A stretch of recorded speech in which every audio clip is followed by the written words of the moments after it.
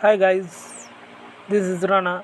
So today I am going to discuss the topic about the verb and types.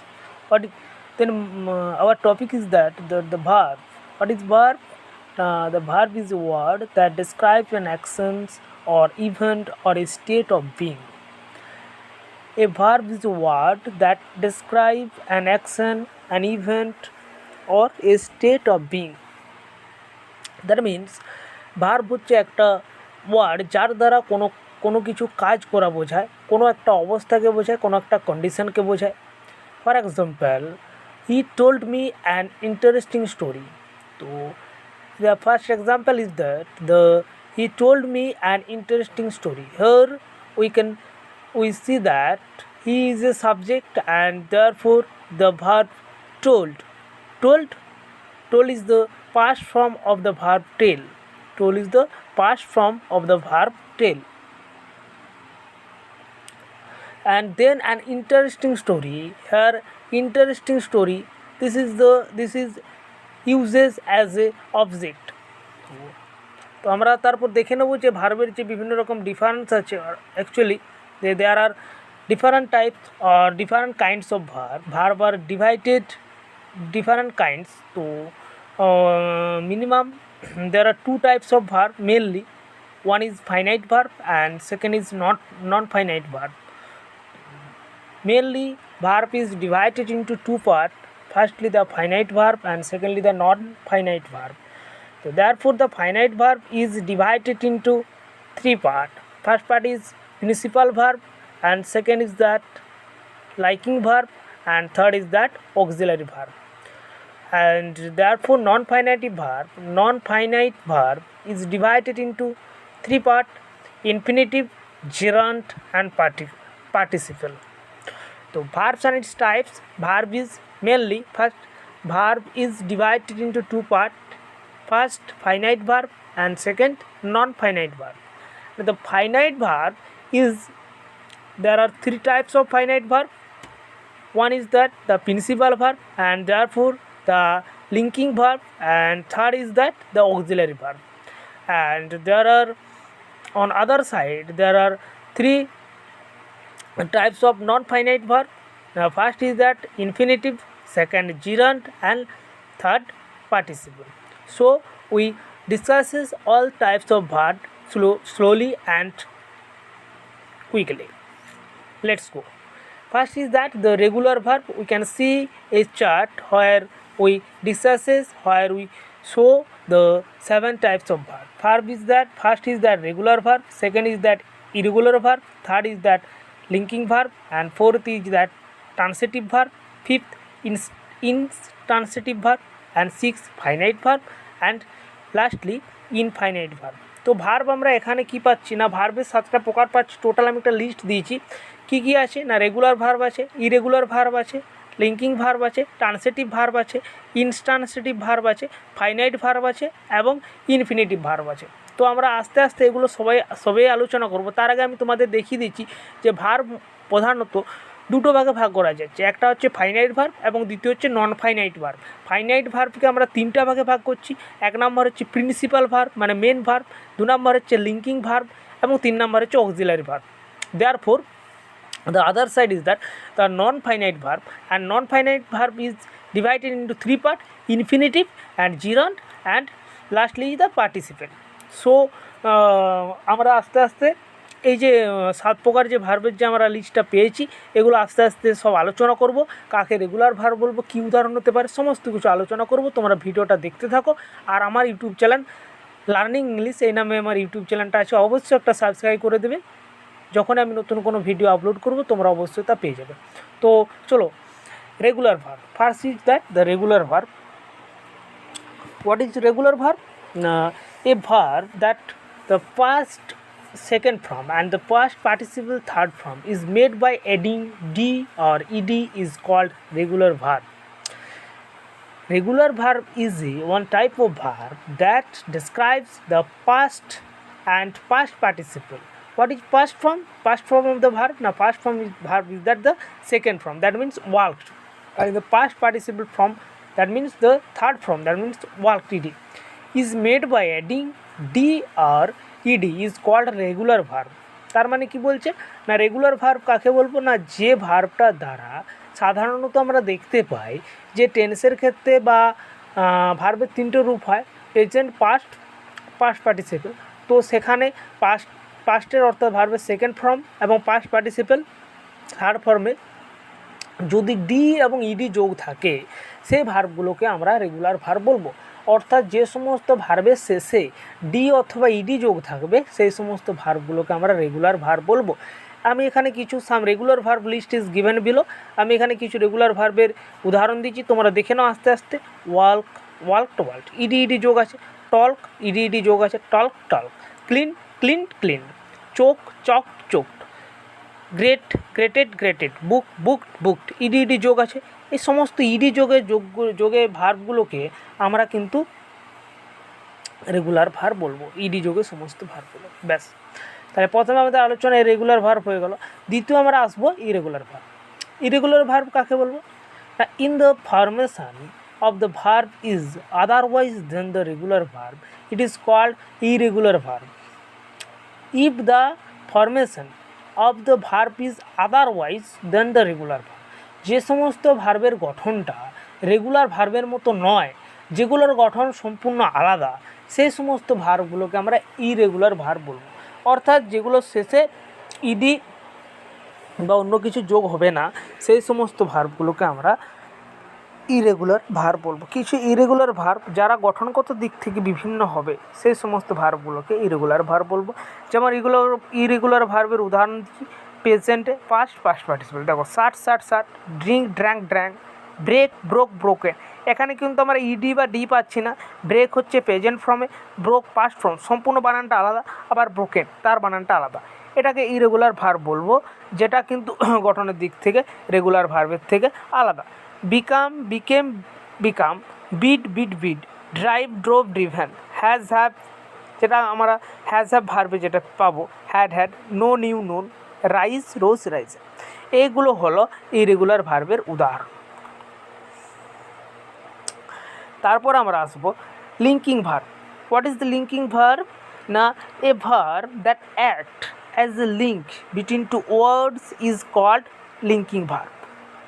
A verb that act as a link, একটা verb যেটা কি করে আমাদের কাছে একটা link between two ওয়ার্ডস, অর্থাৎ দুটো শব্দের মধ্যে একটা সংযোগ স্থাপন করে, that is called linking verb. It connects or links a subject.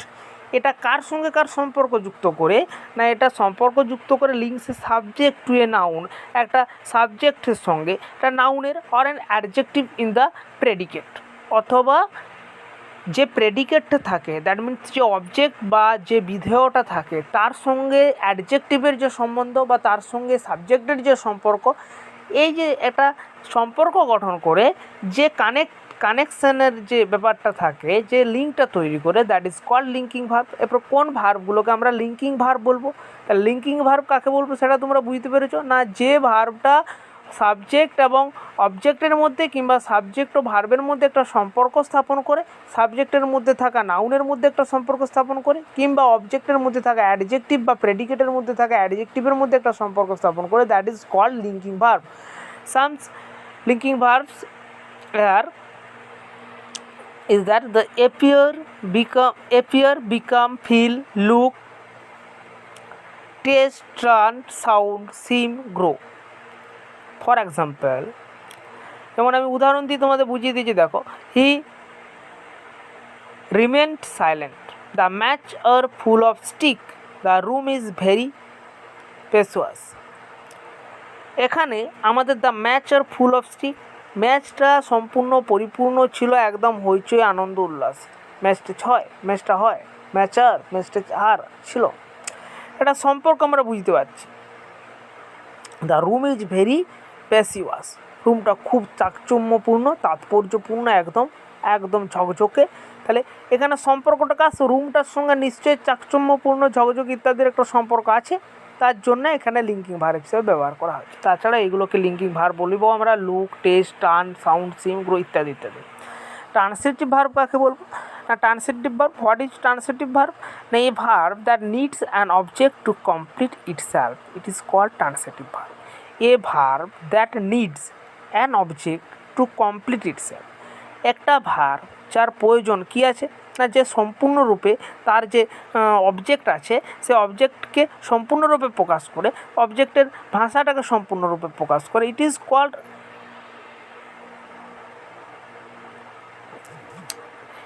Called transitive because it passes it action from subject to object। তাহলে ট্রান্সিটিভ ভার্ব তাকেই বলবো না যে ভার্বটা সম্পূর্ণরূপে বক্তার মনের ভাবটা প্রকাশ করে, বক্তা সেন্টেন্সের মধ্যে থাকা অবজেক্টের ভাবটাকে প্রকাশ করে, সেটাকে আমরা ট্রান্সিটিভ ভার্ব বলবো। এবং এটাকে কেন ট্রান্সিটিভ বলবো না, এটাকে ট্রান্সিটিভ বলবো, ইট ইজ কল্ড ট্রান্সিটিভ। এটাকে ট্রান্সিটিভ বলবো বিকজ তার কারণ হচ্ছে ইট পাসেস ইটস অ্যাকশন, এর যে কাজটা, এর যে দক্ষতাটা, এই ভার্বটা সেটা কোথা থেকে কোথা নিয়ে যাচ্ছে না, সাবজেক্ট টু অবজেক্ট, কর্তার থেকে অবজেক্টের দিকে নিয়ে যাচ্ছে, সম্পূর্ণরূপে বক্তার মনের ভাবটা প্রকাশ করছে। কিছু উদাহরণ দিলে তোমরা বুঝতে পারবে। তো উদাহরণ দেওয়া যাক, দেখা যাক, আলোচনা করে কী হয়। দেখো ফার্স্ট উদাহরণ, the boy kicks the football. ছেলেটি ফুটবলটাকে কিক করলো। হি লাভস হিজ মাদার, সে তার মাকে ভালোবাসে। অ্যান্ড দেখো now see another example, the servant cleans the floor. Lastly আমি থার্ডলি একটা এক্সাম্পল দিচ্ছি। Now see another example, the servant cleans the floor. চাকর মেঝেটাকে পরিষ্কার করলো, বা সার্ভেন্ট মেঝেটাকে পরিষ্কার করলো। ইন দিস সেন্টেন্স, এই লাস্ট সেন্টেন্সটা দেখো তোমরা ভালো করে। In this sentence the action denoted the verb clean passes from the door, the servant to some object, the floor. Thus the verb cleans is called a transitive verb। কেন এটা transitive verb ক্লিনটাকে বলবো না, দেখতে পাচ্ছ পরিষ্কারভাবে, the servant cleans the floor. সার্ভেন্টটা কী করলো না, ফ্লোরটাকে পরিষ্কার করলো সার্ভেন্টটা। তো এখানে যে কর্তা, তার দ্বারা কে তাড়িত হয়ে সম্পূর্ণরূপে প্রকাশ পাচ্ছে, অবজেক্টটা না, কর্তার দ্বারা অবজেক্টটা সম্পূর্ণরূপে নিজের যে ভাবধারা সেটা কিন্তু প্রকাশ করতে পারছে এই ভার্বটার দ্বারা। বাস অসম্পূর্ণ নেই, বাক্যটা অসম্পূর্ণ নেই, বাক্যটা সম্পূর্ণ আছে এবং কর্তা সম্পূর্ণরূপে তার মনের ভাবটা প্রকাশ করতে পারছে অবজেক্টটার মধ্য দিয়ে, এই জন্য এটাকে ট্রান্সিটিভ ভার্ব বলবো। Thus the verb clean is called transitive verb, এই জন্য এটাকে আমরা ট্রান্সিটিভ ভার্ব বলবো। তারপর এরপর এখানে একটা কথা বলতে ভুলে গেছি, যেমন হি লাভস হিজ মাদার, সে তার মাকে ভালোবাসে। এবার তার মায়ের সঙ্গে তার যে ভালোবাসা বা তার সঙ্গে তার মায়ের যে ভালোবাসা সেটা কিন্তু আমরা ডিপলিভাবে সেটা সম্পূর্ণরূপে প্রকাশ পাচ্ছে। The boy kick the football. Lastly উদাহরণ, the boy kick the football. বালকটার সঙ্গে যে পায়ের যে সংযোগের ফলে ফুটবলটা কিক, যে একটা সংযোগ স্থাপন হয়েছে, যেটার দ্বারা বাক্যটা সম্পূর্ণ রূপ প্রকাশ পেয়েছে, সেই জন্যে এটাকে আমরা ট্রান্সিটিভ ভার্ব বলছি। Usually no preposition is used after transitive verb. এখানে আমি একটা ইনফরমেশন দিচ্ছি, তোমাদের দেখে নাও। সাধারণত কোনোরূপ প্রিপোজিশন কিন্তু ব্যবহার করা হবে না ট্রান্সিটিভ ভার্বের পরে। এরপর we are going to intransitive verb. না হোয়াট ইজ ইনট্রান্সিটিভ ভার্ব? না এ ভার্ব, এটা intransitive verb is a verb that does not need any object to complete itself।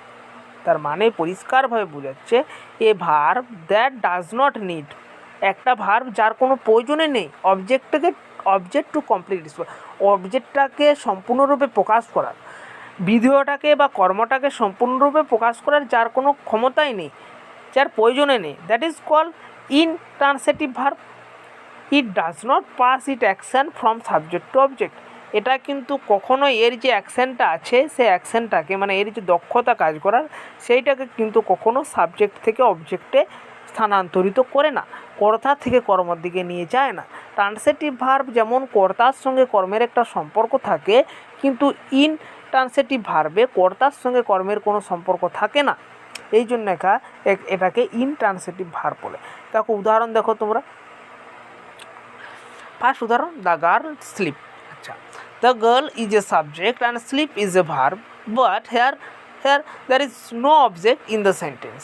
এই সেন্টেন্সের মধ্যে কোনো অবজেক্ট নেই। he died in an accident, সে একটা অ্যাক্সিডেন্টের মধ্যে মারা গেল, but an accident is not a proper object, he is a subject, but died is a verb, and in an accident this is not an proper form of verb, proper form of object। Usually preposition is after preposition is used after intransitive verb. সাধারণত প্রিপোজিশনটাকে ব্যবহার করা হয় intransitive ভার্বের পর। Another example, we slip at night. আচ্ছা, আমরা এখানে বলবো কি যে অ্যাট নাইটটা অবজেক্ট বটে? না, অ্যাট নাইটটা কখনো অবজেক্ট হতে পারে না। উই স্লিপ, এখানে উইটা subject. In this sentence the action sleep do not pass from the door we to any object, so the verb sleep is called an intransitive object.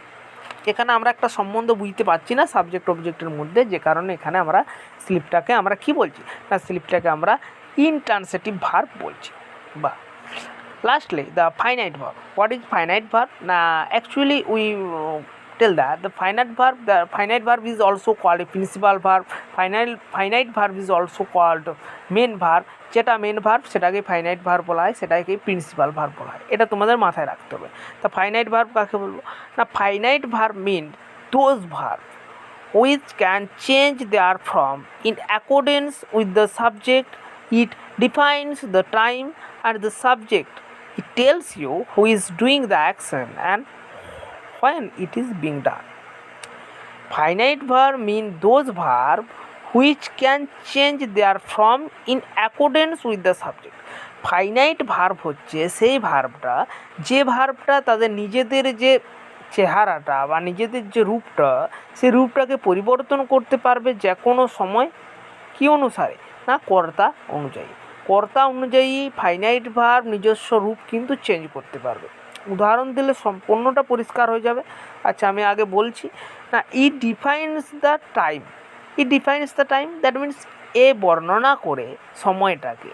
কি সময় বর্ণনা করে না, পাস্ট অর প্রেজেন্ট, সময়টা অতীতকালে না বর্তমানকালে, এটা সে নির্ধারণ করে। And the subject, it tells you who is doing the action and when it is being done. এটা বলে কি না, হুইচ ডুইং, কে কাজটা করেছে এবং কখন করেছে। That is called finite verb. Clear হয়েছে না? ফাইনাইট ভার্ব আমরা তাকে বলবো যেটার দ্বারা যে ভার্বটা নিজের যে রূপটা সেটা কিন্তু বিভিন্নভাবে চেঞ্জ করতে পারবে, সাবজেক্টটাকে অনুযায়ী বিভিন্ন রকমভাবে চেঞ্জ করে দিবে। তাছাড়াও এই ভার্বটা বিভিন্ন সময়ের উল্লেখ করে, সেটা বর্তমান হয় না ভবিষ্যৎ ইত্যাদি, প্রেজেন্ট না পাস্ট ইত্যাদি কিন্তু সময় কিন্তু নির্ধারণ করবে। দ্বিতীয়ত হচ্ছে এই ভার্বটা আমাদের জিজ্ঞাসা করে যে কে কাজটা করেছে এবং কখন করেছে। That is called finite verb. Clear? এবার এক্সাম্পলে আসি আমরা। দেখো এক্সাম্পল, দেখো আই ইট রাইস। পরিষ্কারভাবে বুঝে নাও, I eat rice. Here I হচ্ছে সাবজেক্ট, ইট হচ্ছে আমাদের ভার্ব, আর রাইস অবজেক্ট। আচ্ছা, ইটটা কোন টেন্সে আছে এখানে? আই ইট রাইস, এখানে কিন্তু প্রেজেন্ট সিম্পল টেন্স আছে। আচ্ছা, আইটা ফার্স্ট পারসন, যে কারণে ভার্বের সঙ্গে এস অথবা ইএস যোগ হয়নি। কিন্তু দেখো তারপর হি অ্যাটস রাইস। আচ্ছা, সাবজেক্ট চেঞ্জ হয়েছে, ভার্ব একই আছে, অবজেক্ট একই আছে। ভার্ব ইটস আছে, অবজেক্ট রাইস আছে, কিন্তু সাবজেক্ট চেঞ্জ হয়েছে। হি সাবজেক্ট হয়েছে, যে কারণে ভার্বের সঙ্গে এসটা যোগ হয়েছে। বোঝা যাচ্ছে?